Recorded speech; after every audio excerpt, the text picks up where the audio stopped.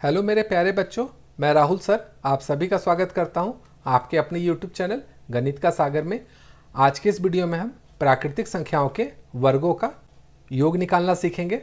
इसके लिए मैं आपको ट्रिक भी बताऊंगा और उसके साथ ही साथ कॉन्सेप्ट भी बताऊंगा। अगर आप ट्रिक भूल जाते हैं तो इसे कॉन्सेप्ट से भी बना सकते हैं, इसलिए मैंने दोनों चीज़ को इस वीडियो में कवर किया है। तो देखिए यहाँ पर क्या है, 1 का वर्ग प्लस 2 का वर्ग प्लस 3 का वर्ग, मतलब 1 से लेकर ये 30 का वर्ग तक गया है। मतलब ये क्या है, देखिए ये लगातार संख्या दिया हुआ है यहाँ पर। तो इसे हम लोग कैसे हल करेंगे, देखिए यहाँ पर संख्या क्या है लास्ट में, देखिए ये है 30, तो यहाँ पर हम 30 लिखेंगे और उसके बाद इसमें गुना करेंगे 30 में 1 जोड़कर।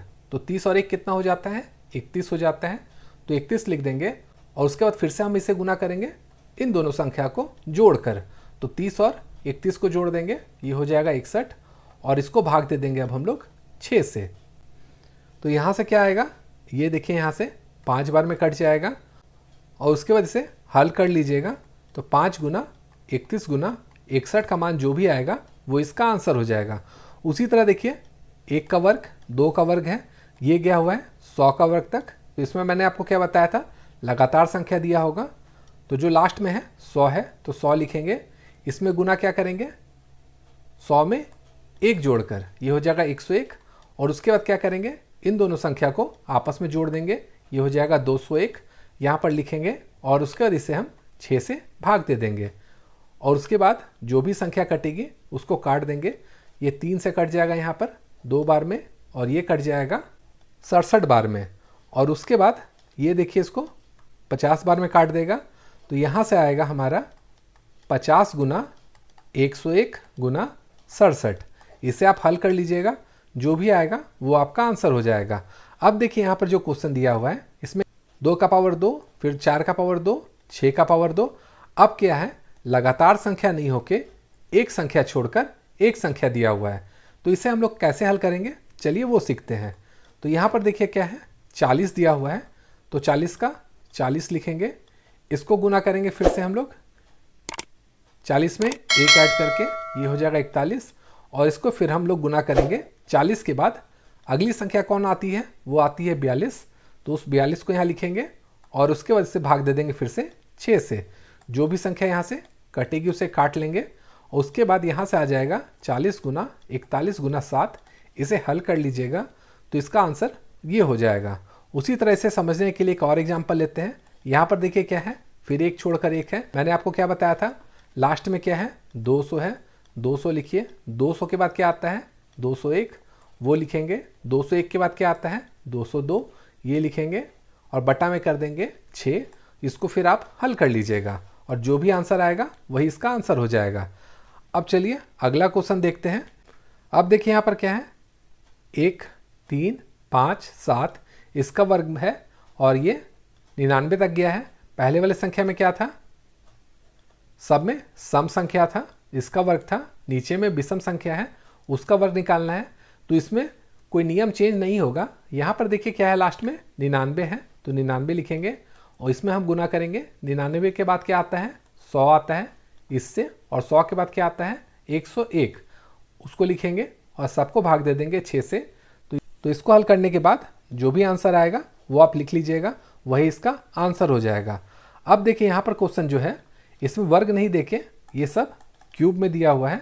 तो जब क्यूब में दिया होगा तो इसका आंसर आएगा 2550 आप कहेंगे सर आपने इसमें तो कुछ बताया ही नहीं है, आपने डायरेक्ट इसका आंसर लिख दिया है, तो ये चीज़ मुझे समझ में नहीं आई। तो इसे समझने के लिए मैं आपको अब सबका कॉन्सेप्ट समझा देता हूँ। देखिए यहाँ पर जो क्वेश्चन था, पहला वाला क्वेश्चन में क्या था, देखिए लगातार संख्या है और लगातार संख्या का वर्ग निकालना है। तो इसका नियम क्या होता है, इसका एक फॉर्मूला होता है और ये फॉर्मूला होता है n into n plus 1 into 2n+1/6। यही चीज़ मैंने आपको वहाँ पर लिख के समझाया था। यहाँ पर देखिए क्या है, n है 30, अब 30 में क्या गुना हुआ है n+1 यानी 31 से। उसके बाद मैंने आपको क्या बताया था, दोनों संख्या को जोड़ दीजिए और उसको लिख दीजिए। उसी तरह देखिए यहाँ पर 2n है, n का मतलब 30 है, तो यहाँ से अगर आप कीजिएगा तो 61 ही आएगा बटा 6। इसको आप हल कीजिएगा तो जो भी आएगा वो आपका आंसर हो जाएगा। ये आपको समझ में आ गया होगा। उसी तरह देखिए यहाँ भी लगातार संख्या दिया हुआ है, यहाँ पर 100 का वर्ग निकालना है, तो इसमें भी यही फॉर्मूला को आपको पुट कर देना होगा। अब देखिए ये क्वेश्चन जो था उसमें क्या था, एक छोड़कर एक था, तो इसका भी एक फॉर्मूला होता है, वो आपको याद रखना होगा। ये होता है n into n plus 1 n plus 2 by 6। अगर आपको ट्रिक याद है तो ट्रिक से बनाइए, और नहीं तो इस फॉर्मूला से बना लीजिए। तो ये जो फॉर्मूला मैंने लिखा है वो इसमें भी अप्लाई हो जाएगा, इसमें भी अप्लाई हो जाएगा और इसमें भी अप्लाई हो जाएगा, क्योंकि जितना भी ऑल्टरनेट संख्या होंगी उसमें ये वाला फॉर्मूला अप्लाई होता है। अब देखिए नीचे वाला जो क्वेश्चन था इसमें मैंने क्या किया था, डायरेक्ट आंसर लिखा था। डायरेक्ट मैंने आंसर इसलिए लिखा था क्योंकि मुझे इसका फॉर्मूला पता है। इसका फॉर्मूला होता है n into n plus 1 by 2 और इसका पूरे का वर्ग। तो अगर हम इसका करते हैं तो ये क्या हो जाएगा, 100 इंटू एन प्लस 1 यानी 101 हो जाएगा, बटा 2 हो जाएगा और इसका वर्ग हो जाएगा। ये यहाँ से कट जाएगा, तो यहाँ से आएगा हमारा 50 का वर्ग, और इसको जब आप हल कीजिएगा तो इसका आंसर आएगा 255,02500। तो आशा करता हूँ प्राकृतिक संख्याओं के वर्गों का योग का ट्रिक और कॉन्सेप्ट आपको अच्छे से समझ में आ गया होगा। अगर समझ में आ गया है तो वीडियो को लाइक तथा शेयर जरूर कीजिएगा।